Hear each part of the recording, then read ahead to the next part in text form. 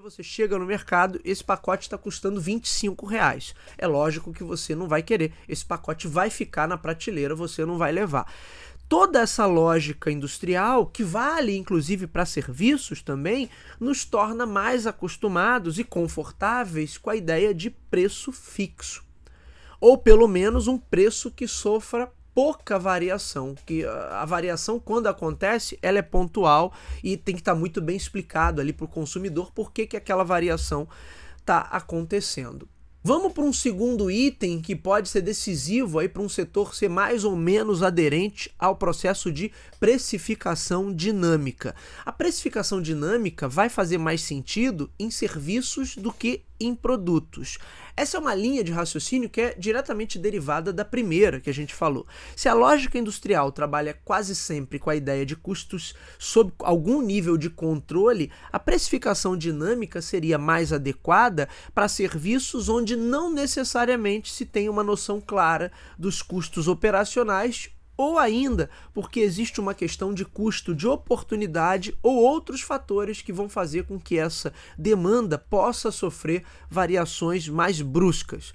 Mas vejam bem, serviços também são estruturados a partir de uma lógica industrial. Serviços educacionais, serviços em saúde e outros que quase sempre adotam uma estrutura de linha de montagem usam isso no sentido de otimizar e manter sob controle determinados custos. E daí eles conseguem chegar muito bem a um preço também tabelado, a um preço fixo. Porém, alguns serviços podem sofrer mais com essa lógica da perecibilidade. O que significa perecibilidade em marketing de serviços? Significa que tem coisas que você não consegue estocar. Portanto, se eu fico com o estabelecimento aberto e não atendo a nenhum cliente, aquele período se perdeu porque eu não teria como produzir alguma coisa para estocar, para aguardar o momento em que esse cliente chegue no estabelecimento. Ou seja, aquele período em que não atendi ninguém foi um período perdido. Portanto, como serviços não podem ser estocados, a cada ciclo de prestação ele tenta recompor seus preços de maneira a ter o melhor aproveitamento possível, já que os custos já estão dados, eles são meio que inevitáveis. É o caso, por exemplo, de um avião que decola com poucos passageiros. O custo da operação vai ser o mesmo, mas ele está muito abaixo, como ele tem poucos passageiros, ele está muito abaixo da sua capacidade ideal ou máxima de faturamento. E daí você tem um problema e, nesse sentido, muitas empresas que atuam, por exemplo, nesse setor vão usar algum nível de precificação dinâmica. E aí, justamente, a ideia de precificação dinâmica, nesse caso, já não vai incomodar tanto. Embora sempre exista uma desconfiança por parte das pessoas de que elas podem estar saindo em desvantagem, mas ainda assim você não tem uma resistência tão grande a esse modelo de precificação, a essa adoção de precificação dinâmica para esse tipo de serviço. Isso não quer dizer que todo serviço vai usar precificação dinâmica. Por exemplo, uma academia não muda o preço da mesma forma que uma companhia aérea. Da mesma forma, uma clínica médica também não vai dinamizar o valor das consultas. Então a gente pode concordar que a precificação dinâmica acaba sendo mais adequada, ou pelo menos mais aceita, na esfera dos serviços, mas não necessariamente em todos os serviços.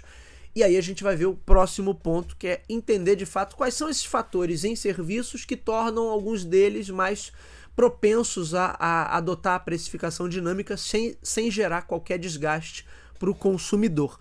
O item número 3 é justamente tentar responder a essa pergunta. Em quais situações a precificação dinâmica acaba sendo mais adequada? A precificação dinâmica ela pode ser interessante quando existem, por exemplo, variáveis externas que acabam influenciando na maneira como as coisas acontecem naquele mercado. Em muitos casos, pode ser uma forma até de você estimular a demanda para atender a condições específicas. Se eu coloco o preço do ingresso de um cinema mais barato em determinados dias da semana, onde nós sabemos que a demanda é bem menor, Isso é um movimento de precificação dinâmica para tentar equilibrar oferta e demanda em períodos de baixa. Por outro lado, nós podemos ter alguns tipos de precificação dinâmica em relação à oferta. Se eu pegar a precificação do Uber, por exemplo, em momentos de pouca oferta, o preço da corrida pode aumentar, inclusive para estimular que motoristas que não estavam atuando naquele horário resolvam atuar. Não posso dizer que é exatamente isso que acontece, porque inclusive há muita polêmica em relação e muita reclamação também em relação a essa precificação dinâmica do Uber, mas a ideia central por trás de todo esse modelo é essa, de certa maneira tentar equilibrar oferta e demanda em períodos em que existe uma assimetria entre uma e outra. A gente também pode pensar na questão da perecibilidade. É um ponto clássico na área de gestão de serviços, que serve inclusive como base para muitos modelos de precificação dinâmica. Mas a gente pode pensar também pela perspectiva de produtos perecíveis, para o varejo, como itens alimentícios.